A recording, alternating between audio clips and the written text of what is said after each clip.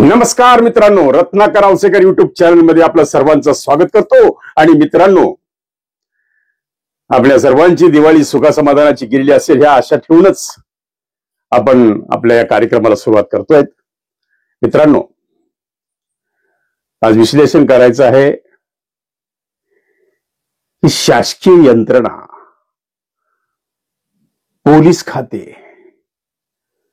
गृह खाते, आरोग्य खाते, डॉक्टर आणि पोलीस उपनिरीक्षक,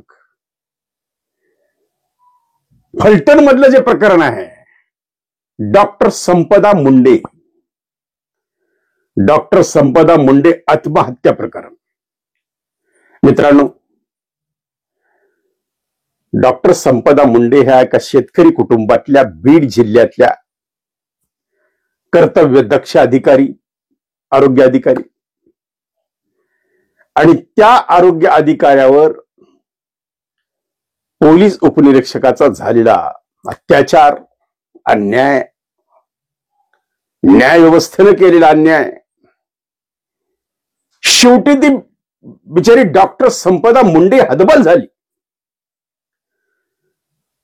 21 वेळा तिने तक्रारी केलेल्या आहेत।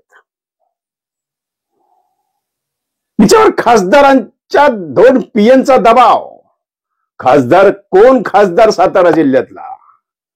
कोण खासदार? का तो महाराष्ट्रातल्या अजून कोणत्या जिल्ह्यातला आहे? कोण खासदार आहे याची चौकशी झाली पाहिजे।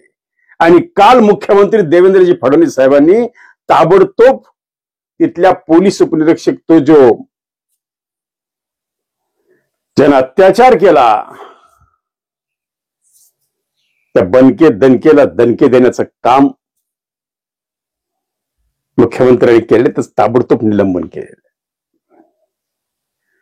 पण मित्रांनो, हे घटना घडल्यानंतरच असं होतंय। 4 वेळा अत्याचार, 5 वेळा अत्याचार होईपर्यंत डॉक्टर संपदा मुंडे गुपचूप का बसल्या? का कुठं पोलीस खात्याशी पंगा घ्या? पण डॉक्टर संपदा मुंडेवर काही विभागीय चौकशी चालू होती। पोस्टमार्टम रिपोर्ट बदलले जात होते। कोणाच्या सांगण्याहून? त्यांच्यावर असा कोणता दबाव होता? त्यांनी वारंवार त्यांच्या घरात सुद्धा ही गोष्टीची चर्चा केलेली आहे की त्यांना मानसिक त्रास होता। बनकर नावाचा एक पोलीस शिपाई त्यांना त्रास देत होता। एक पोलीस उपनिरीक्षक वारंवार अत्याचार करत होता। त्यांच्या विभागीय चौकशीच्या नावानं त्यांना ब्लॅकमेल करत होता। हेच यावरून स्पष्ट झालेले मित्रांनो। म्हणून यावर सुद्धा आता महत्वाची गोष्ट म्हणजे माजी मंत्री आणि आमदार धनंजय मुंडेंनी आवाज उठवलेला आहे की ताबडतोब चौकशी झाली पाहिजे। त्या डॉक्टर अधिकाऱ्यांना, त्या महिला डॉक्टर अधिकाऱ्यांना वारंवार बीडचं नाव घेऊन बदनाम का केलं जात होतं? वारंवार तुम्ही बीडकडल्या, तुमच्या बीडकडे बघा कसे अत्याचार होतात, तुमच्याकडे बीडकडे बघा मुंडे काय करतायत, तुमच्या बीडचे अधिकारी बघा काय करतायत, असं हे वारंवार त्यांना बीडच्या नावाखाली त्यांनी उठवलेल्या आवाजाला दाबण्याचं काम या प्रशासकीय यंत्रणेतल्या काही अधिकाऱ्यांनी केलं का? त्यांनी वारंवार त्यांच्या वरिष्ठ वैद्यकीय अधिकाऱ्यांकडे तक्रार करून सुद्धा मृत महिला डॉक्टर संपदा मुंडेंची दखल कोणीही घेतलेली नाही। ही महाराष्ट्राच्या संपूर्ण गृह खात्याची, आरोग्य खात्याची शोकांतिका आहे मित्रांनो। आता विरोधी पक्षांनी आवाज उठवलेला आहे की कोण खासदार आहे, कोण पोस्टमार्टम रिपोर्ट बदला म्हणून त्यांच्यावर दबाव आणत होता। मित्रांनो, फक्त आम्हाला एक गोष्ट याच्यातून एक जाणवती आहे की ज्यावेळेस ते स्वतः पोस्टमार्टम करणारे डॉक्टर आहेत, त्यांना आरोग्य खात्यातल्या पोस्टमार्टम मधले काही लुकहोल्स माहिती आहेत, त्यांना इथल्या काही घटना माहिती आहेत, काही अत्याचार माहिती आहेत, त्यांनी त्याचा पूर्ण अभ्यास त्यांना झालेला आहे। आणि म्हणून त्यांनी कागदावर चिठ्ठी न लिहिता त्यांच्या हातावर 7 ओळीमध्ये लिहिलं। त्या 2 पोलिसात, एका पोलीस निरीक्षकाचं नाव आणि एका पोलीस शिपायाचं नाव त्यांनी टाकलं की यांच्या अत्याचारामुळं आणि वारंवार होत असलेल्या दबावामुळं त्या आत्महत्या करत आहेत, असं त्यांनी त्यांच्या हातावर लिहून फलटण मधल्याच एका लॉजवर जाऊन त्यांनी गळफास घेऊन आत्महत्या केली। मित्रांनो, ही घटना ही काय सांगून जाते आहे?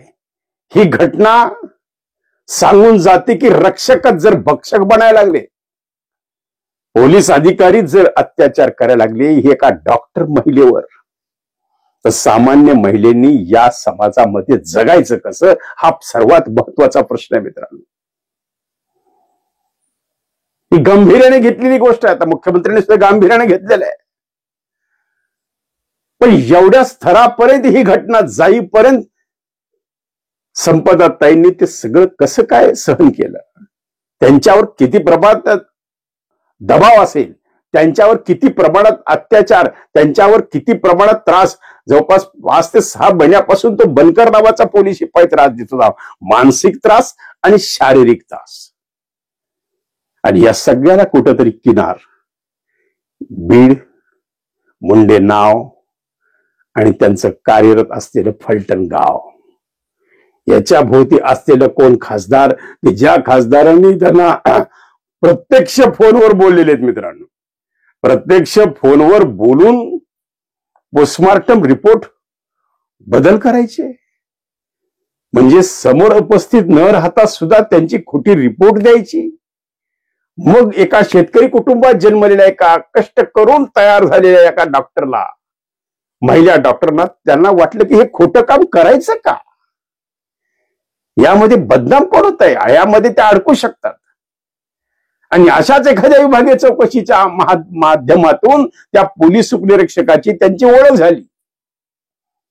मग त्यांना ब्लॅकमेल करण्याचा प्रयत्न सुरू झाला का? मग त्यांना त्यांची हॅरॅसमेंट करण्याचा प्रयत्न सुरू झाला का? आणि शेवट हे प्रकरण अत्याचारापर्यंत आलं.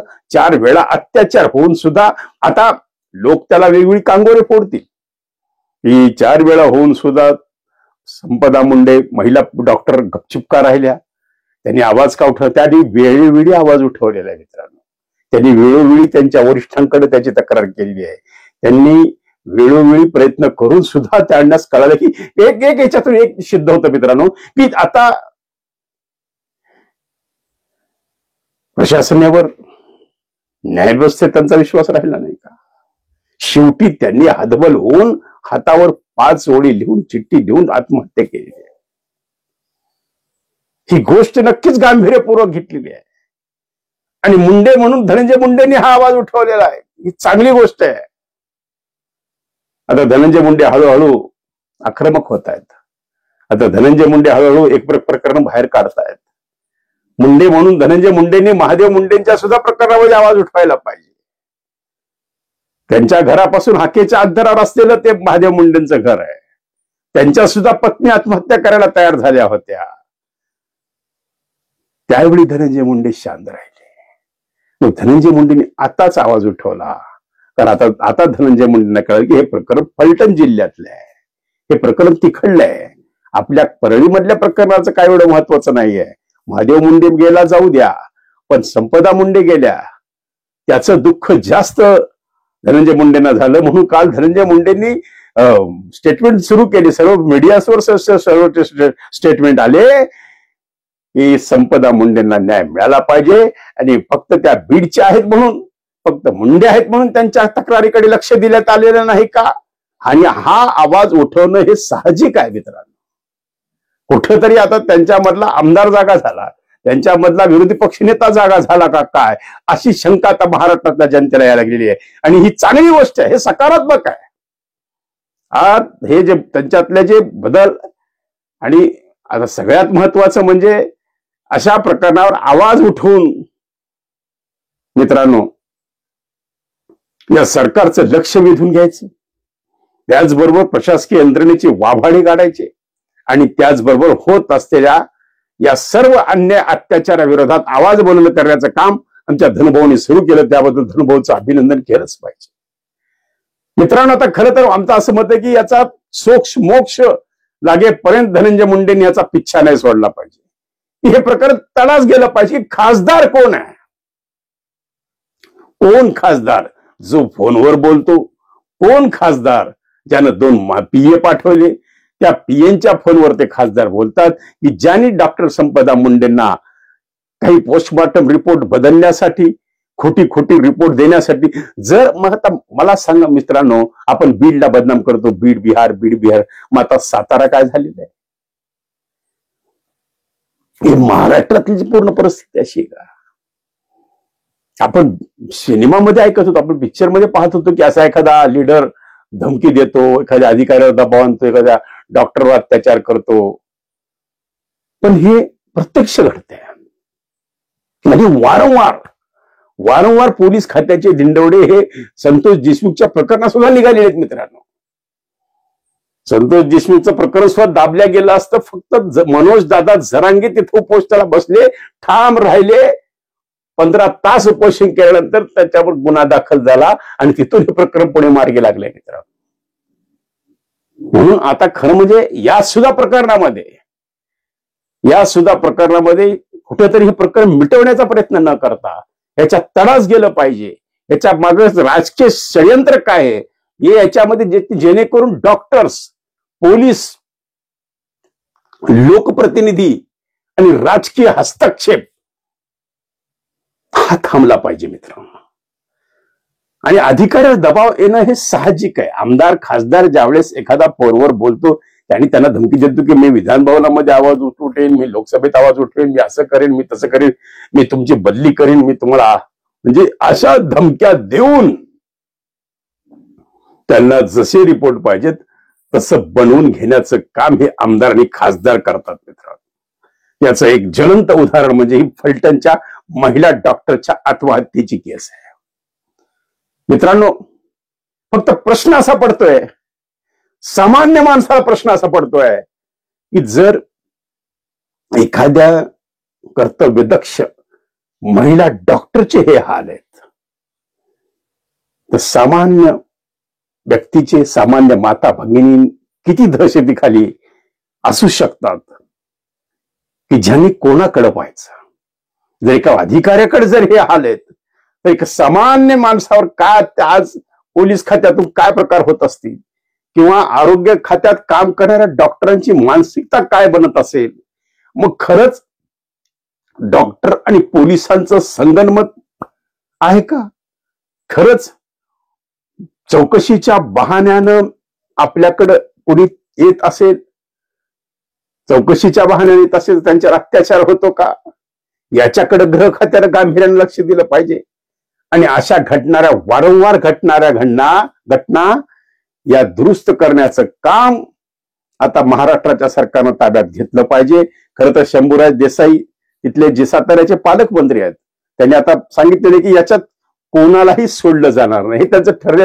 हे पहा, सरकार, अशी घटना घडली की सरकारचं एक ठराविक वाक्य आहे, कोणाची गय केली जाणार नाही, कोणाला सोडलं जाणार नाही आणि खऱ्या आरोपीला पकडलं जाणार नाही.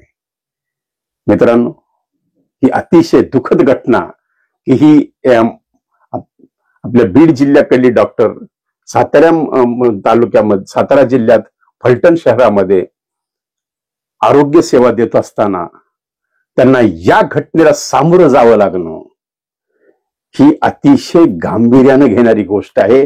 आणि याचा निषेध महाराष्ट्रातल्या सर्व स्तरातून होतोय. फक्त प्रश्न असा पडतोय, पोलीसच जर असे अत्याचार करत असतील, इन्स्पेक्टर जर, पोलीस निरीक्षक जर असे अत्याचार करत असतील, तर सामान्य जनतेकडे न्याय मागायचा कोणाकडं? रक्षकच जर भक्षक बनत असतील, तर सामान्य माणसानं जायचं कोणाकडं? याचं उत्तर या शासकीय यंत्रणेनं या जनतेला देणं ही काळाची गरज आहे. आपणास काय वाटतं? आपल्या प्रतिक्रिया जरूर नोंदवा. धन्यवाद. उद्या पुन्हा भेटू एका नवीन विषयासह. पाहत रहा रत्नाकर औसेकरचा युट्यूब चॅनलचा उपक्रम सकाळचा भोंगा. नमस्कार. आवाजाचा बादशाह रत्नाकर औसेकर यांच्या युट्यूब चॅनलला लाईक करा, सबस्क्राईब करा आणि आपापल्या ग्रुपवर शेअर करा. चला, आपल्या मोबाईलवर सर्वप्रथम आमचा कार्यक्रम मिळवण्यासाठी सहकार्य करा. Ratnakar Ausekar YouTube channel.